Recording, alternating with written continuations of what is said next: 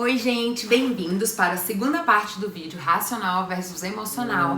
Quem não assistiu o primeiro vídeo, vai lá, confere, tá? Que eu falei um pouquinho sobre o quanto que os dois são importantes na nossa vida.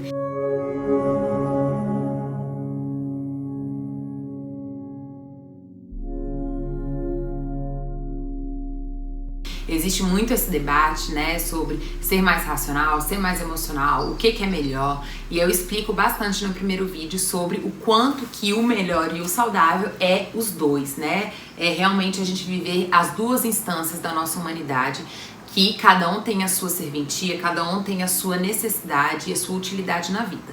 Então, quando a gente só vive um dos dois, quando a gente só é emocional, a gente só é racional, a gente fica capenga, né? A gente fica sem muitas possibilidades na vida e isso acaba nos adoecendo, tá bom? Então, vamos para essa segunda parte, onde eu vou explicar um pouquinho sobre como cada uma dessas instâncias, né? Como que o nosso emocional e como que o nosso racional se desenvolvem durante o processo terapêutico, tá bom?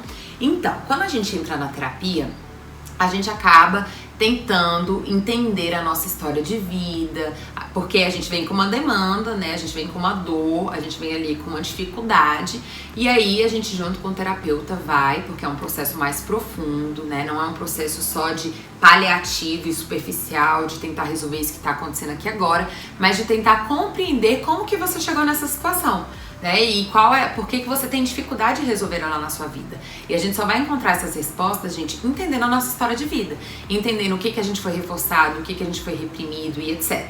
E que, inclusive, durante esse olhar terapêutico, a gente vai poder detectar, né? Que às vezes a gente tem muito do nosso racional reprimido, ou que a gente tem muito do nosso emocional reprimido, e que isso, inclusive, pode ser um dos motivos de estar gerando sofrimento, né?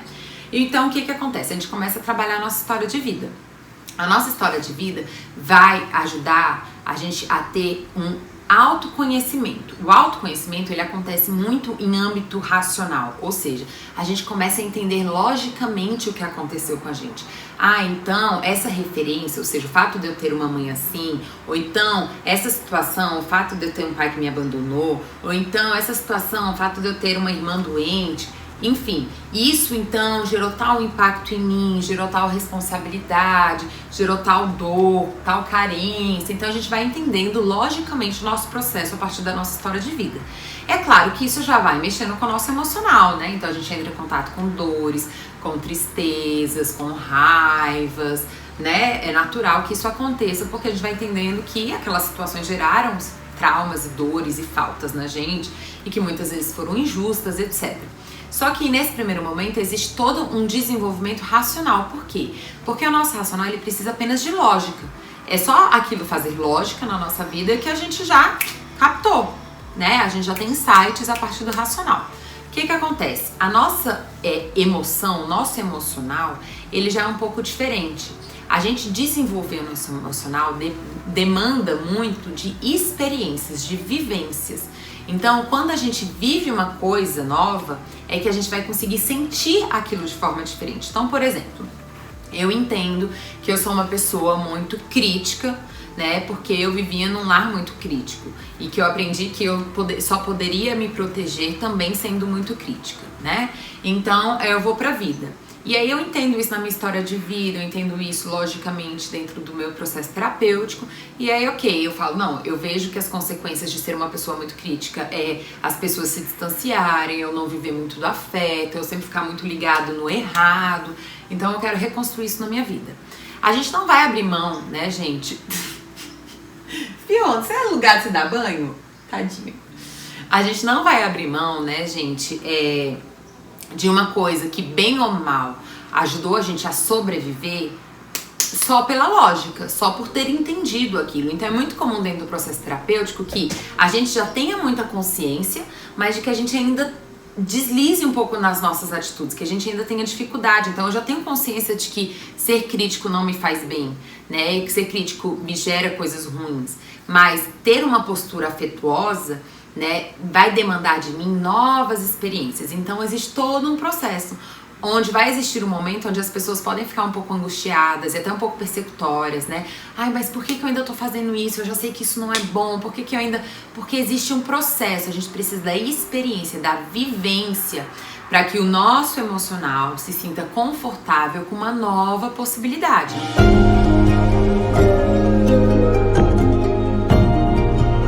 A gente precisa primeiro ter autocompreensão, autoconhecimento, e isso vai gerar então pra gente um incômodo daquela atitude ou daquela regra, referência anterior. A gente vai querer começar a mudar.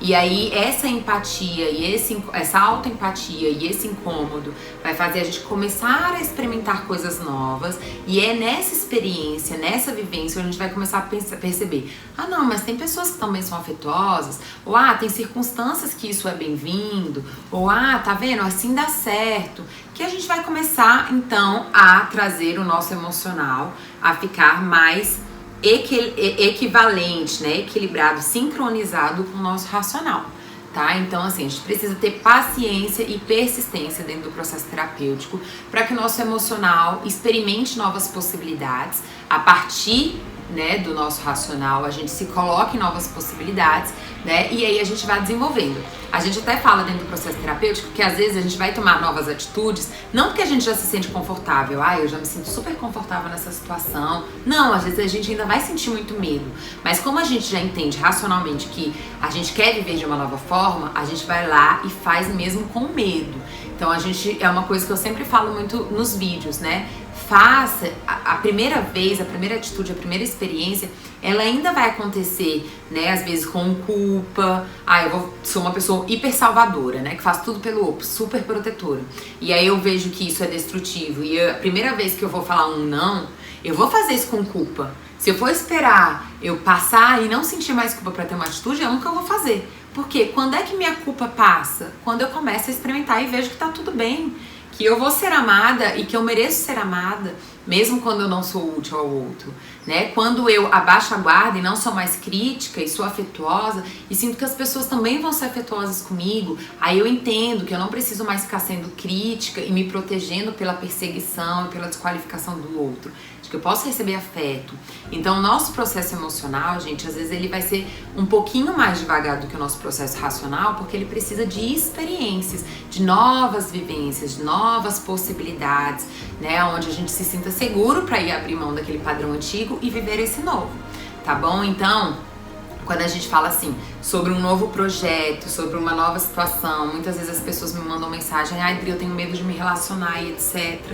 Veja, busque, né, um lugar que seja seguro, pessoas que sejam amorosas, né, lugares onde você seja qualificado, etc, para você poder experimentar essa nova atitude, mesmo que no início você vá um pouquinho com frio na barriga, mesmo que no início você vá um pouquinho culpado, um pouquinho inseguro, mas dê o seu passo. Se você já tem um autoconhecimento e tem consciência de que aquela atitude antiga não te faz bem, que você merece experimentar novas possibilidades, dê esse passo, que naturalmente com o tempo o seu emocional vai se sentindo mais seguro nessa nova possibilidade.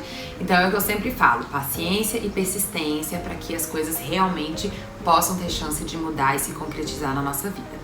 Tá bom? Espero que vocês tenham gostado do vídeo. Se você gostou, não esqueça de deixar aqui o seu comentário, se inscrever no meu canal do YouTube, de me seguir aqui no Instagram, tá bom? E assista a parte 1, tá bom? Que tá muito legal também a reflexão da parte 1. Um beijo, até a próxima. Tchau, gente!